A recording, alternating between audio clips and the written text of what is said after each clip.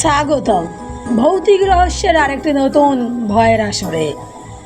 আজকের গল্পে রয়েছে এক অদ্ভুত সুর, যে সুর শুধু কানে নয়, পৌঁছে যায় মনের গভীরে আর জাগিয়ে তোলে অজানা এক আতঙ্ক।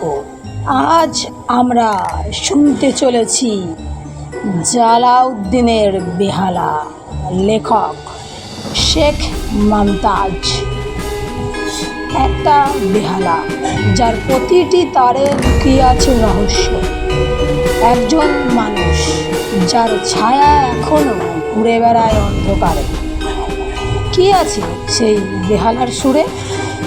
কেন সেই সুর শুনলেই চারপাশ বদলে যায়? আর জালাউদ্দিন, সে কি শুধু একজন বেহালা বালক, নাকি তার পেছনে লুকিয়ে আছে ভয়ঙ্কর কোনো সত্য? সব প্রশ্নের উত্তর পেতে হলে শেষ পর্যন্ত আমাদের সঙ্গেই থাকতে হবে। চলো শুরু করা যাক আজকের ভয়ের যাত্রা, জালাউদ্দিনের বেহালা। তাহলে চলো বন্ধুরা, গল্পটা শুরু করা যাক। জালালউদ্দিন রশিদের নাম আমি প্রথম জানতে পারি মকবুলের কাছ থেকে। মকবুলের চাচা নাকি তার বন্ধু ছিলেন।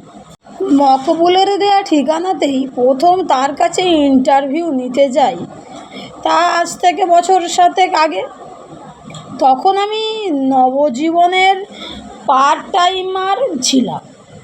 নতুন নতুন চাঞ্চল্যকর সব তথ্য সংগ্রহ করে অডিটরের কাছে পেশ করাই তখন আমার উদ্দেশ্য ছিল, যদি স্টাফ রিপোর্টারের কাজটা পাকা হয় এই ভরসায়। জালালউদ্দিন সাহেব প্রবীণ স্বাধীনতা সংগ্রামী ছিলেন। তার জন্ম 1920 সালের 3 ডিসেম্বর রহমপুরগঞ্জে। তারা রহমপুর, বিলাসীগাছি, আলমপুর ও চাঁদবাজারের রাজকর্তা ছিলেন। শোনা যায় লর্ড কর্নওয়ালিসের চিরস্থায়ী বন্দোবস্তের নিয়মানুসারে তারা এই অঞ্চলের জমিদার হয়েছিলেন। গত বৃহস্পতিবার এই প্রবীণ স্বাধীনতা সংগ্রামীর জীবনাবসান হয়। তিনি বিবাহ করেননি। সারা জীবন দেশের স্বাধীনতা আন্দোলনে নিজের জীবনকে সঁপে দেন শোনা যায়। জয় বাংলার সময়ও তিনি রাস্তায় নেমেছিলেন। এহেন মানুষের মৃত্যু ঘটল, অথচ কাকপক্ষীও টের পেল না। সত্যি অবাক লাগে। ঢাকা থেকে রহমপুর 3.5 ঘন্টার রেলপথ, অবশ্যই যদি ঠিক সময় ছাড়ে। আমি ট্রেনে উঠলাম। ঘড়িতে এখন ঠিক 6:30। রহমপুর স্টেশন পৌঁছে আরও 3 ক্রোশ পথ, অর্থাৎ গন্তব্যস্থলে পৌঁছতে রাত 10টা বেজে যাবে। ট্রেন ছুটে চলেছে। আমি একেবারে জানালার ধারে বসে। কাঁচা বাড়ি, ধান ক্ষেত, কলা বাগানগুলো রাতের হিম কুয়াশা মাখা অন্ধকারে ছুটে চলেছে পিছনের দিকে, আর আমার স্মৃতির বলাকা ছুটেছে সামনের দিকে। মনে হয় এই সেদিনের ঘটনা। আমি জালাউদ্দিনের সাহেবের ইন্টারভিউ নিতে যাচ্ছি রহমপুরে, সঙ্গে মকবুল। প্রথম যখন তার দেখা মিলেছিল তখন রাত প্রায় 8টা হবে। উচ্চতা হবে প্রায় 5.5 ফুট।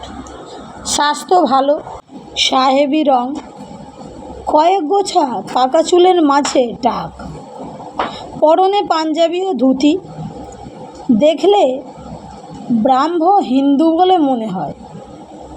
স্বাস্থ্য থেকে এখনও সেই তেজ ঝরছে, কিন্তু মনের অবস্থাটা ছিল অন্যরকম। সবের উপর একটা বিতৃষ্ণার ভাব, বোধহয় দেশের বর্তমান কথা ভেবেই। সেদিন বেয়ারা আপ্যায়ন করে নিয়ে একটা ঘরে বসালেন। ঘরটা বেশ বড়, বোধহয় হল ঘর, একটা রাজপ্রাসাদ যেন। ঘরে হাতে টানা পাখা এখনও আছে। এতে বোঝা যায় তিনি এখনও আধুনিক যুগের সাথে সামলে উঠতে পারেননি।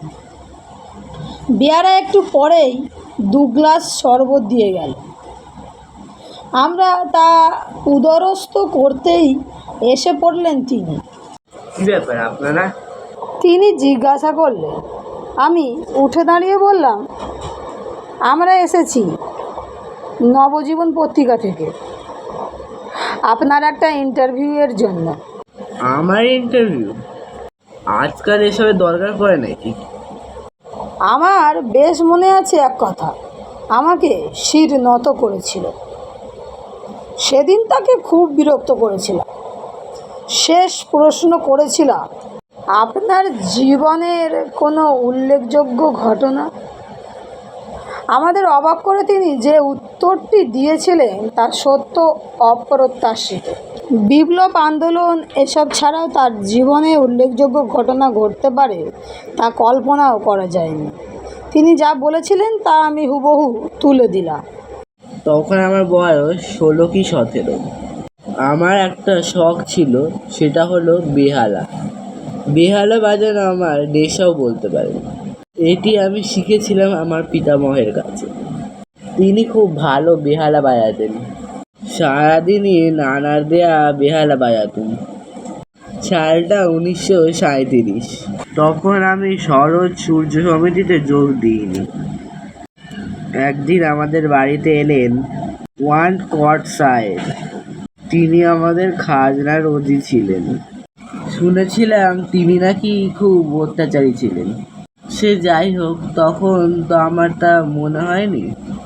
তিনি আমার বেহালা শুনে খুব খুশি হয়েছিলেন এবং আমাকে একটা বিলেতি বেহালা দেবেন বলেছিলেন। আমি আনন্দে আত্মহারা হয়ে গিয়েছিলাম। সত্যি কথা বলতে কি, বেহালা আমার প্রাণ। তাই একদিন সময় করে কাউকে না জানিয়ে হাজির হলাম ওয়ান্ডকটের বাংলোয়।